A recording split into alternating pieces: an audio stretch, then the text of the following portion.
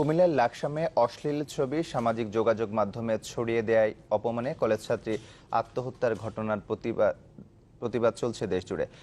ঘটনার ৩ দিন পর আসামি আলমকে গ্রেপ্তার করেছে পুলিশ। স্বজনদের দাবি অপরাধীর দ্রুত ও সর্বোচ্চ শাস্তি। আর বিশিষ্টজনরা বলছেন এসব ঘটনা রোধে আইন কঠোরভাবে প্রয়োগ করা উচিত। প্রতিবাদের নীরব ভাষা যেন এই সুইসাইড নোট। ৫ পৃষ্ঠার ওই চিঠিতে নিজের মানসিক এবং শারীরিক নির্যাতনের কথা এভাবেই প্রকাশ করে গেলেন কুমিল্লার লাকসাম নওয়াব ফয়জুন্নেসা সরকারি কলেজের দ্বাদশ শ্রেণীর শিক্ষার্থী স্মৃতি আক্তার। শুক্রবার সন্ধ্যায় নিজ ঘরে ঝুলন্ত অবস্থায় তার মরদেহ উদ্ধার করা হয়। জানা যায়, বখাটে আলম প্রায়ই তাকে উত্ত্যক্ত করত।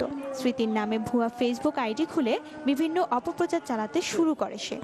এমনকি স্মৃতির ছবি অশ্লীলভাবে বিকৃত করে তা ছড়িয়ে দিতে থাকে। এক পর্যায়ে লজ্জায় আর অপমানে আত্মহত্যার পথকেই বেছে নেয় সে। তাই এই অপমৃত্যুর সর্বোচ্চ শাস্তি চান এলাকাবাসী। আমি আলমের পাশে চাই, আমার মতো বুক যাতে কারো মার খালি না। এখন আমি তার উপযুক্ত বিচার চাই এলাকাবাসীর পক্ষ থেকে। আশার কথা হলো অভিযুক্ত আলমকে গ্রেপ্তার করতে সক্ষম হন পুলিশ। সুইসাইডটা কেন করছে, তার একটা প্রবলেম ছিল, এ কারণেই সুইসাইড করছে এবং সেই প্রবলেমের কারণে আমরা আইনগত ব্যবস্থা গ্রহণ করতেছি। পাড়ার মোড়ে ইফটিজিং কিংবা ছবি তুলে সোশ্যাল মিডিয়ায় পোস্ট করে অপরাধীরা শুধু একজন মানুষের জীবনকেই বিভৎস করছে না, সাথে ধ্বংস করছে সামাজিক মর্যাদা আর পারিবারিক সৌহার্দ্য। এমনটাই মনে করেন সুশীল সমাজ।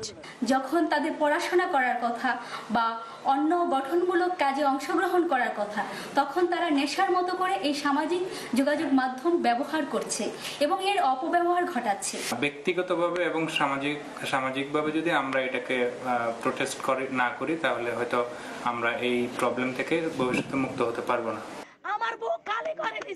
প্রযুক্তির অপব্যবহারে আর কোনো স্মৃতির যেন এমন নির্মম পরিণতি না হয়। সঠিক এবং সুন্দরভাবে বেড়ে উঠুক তরুণ সমাজ, এমনটাই প্রত্যাশা সবার।